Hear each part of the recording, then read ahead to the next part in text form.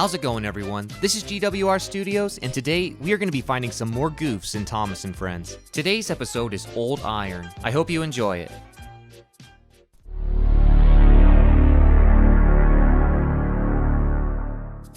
Alright, so at the beginning of the episode, we see James waiting at Wellsworth Station. He was waiting on Edward to arrive with his train. Late again! And here's where I spotted the first goof. If we look at James's right eye, there's a pretty big gap in between the faceplate and the eye. Another thing I noticed was this small crumb on James. Edward laughed, and James fumed away. James was furious, and he left the station. Once James had finished his work, he headed back to the yard. He got on the turntable and backed up into the shed. And once he made it into the shed, he complained to Thomas and Percy. Old Iron? Slow? Why, Edward could beat you in a race any day. Now there's a couple goofs in this scene that I need to point out. The first goof is Thomas's left eye. Look at that big gap. It's almost as if they didn't put the face on right. And the second goof is the shadow on Thomas's tank. I want you to take a good look at this shadow. In the very next scene, it's completely different. None of the other engines have moved, so there's no reason for the shadow to change. Really? Said James. I should like to see him do it. So James thinks that he could easily beat Edward in a race. But there's one more goof in this scene. Look at how off-centered the track is leading to James's shed. The track should be centered, not off to the side.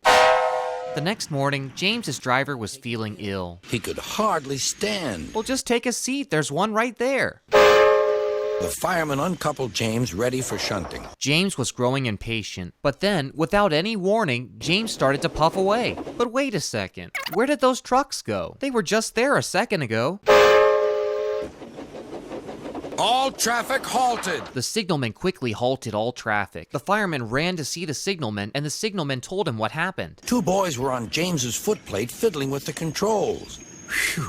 Why is he sighing in relief? Wouldn't a normal reaction be, oh no, James is on the loose? They tumbled off and ran when James started. Just then, the inspector called the signalman. The inspector's coming at once. He wants a shunter's pole and a coil of wire rope. So James's fireman gets the items for the inspector. But when the inspector arrives, we can see that Edward is missing his eyebrows. The inspector saw the pole and the rope. Good man. Wait a second. We've seen this guy before. That must be Bluebell, said the porter. It's the porter from the episode, A Cow on the Line. Why is he now the inspector? And again, why does he look so strange compared to everybody else? Here's what the normal figurines look like. And then there's this guy. They thought we wouldn't notice.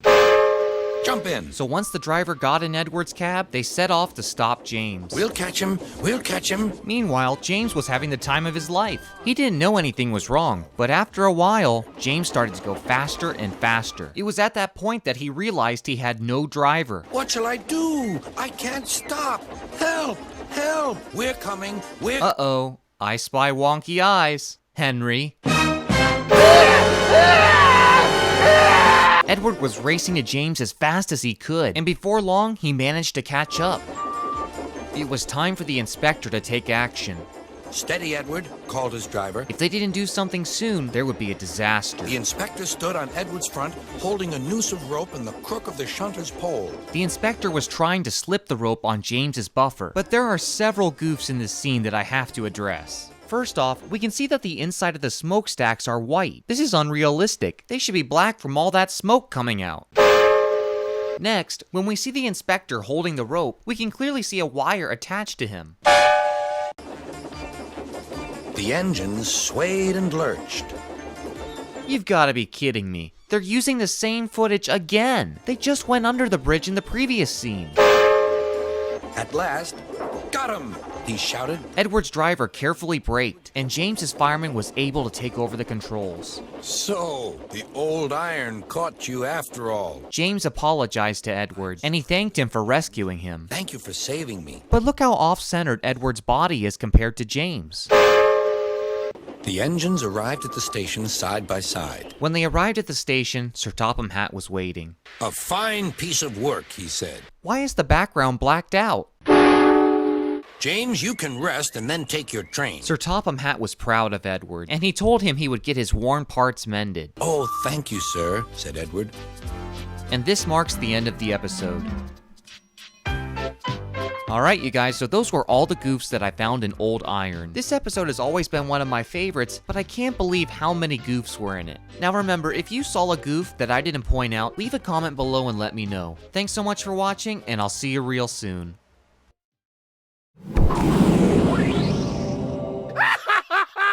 And James fumed away.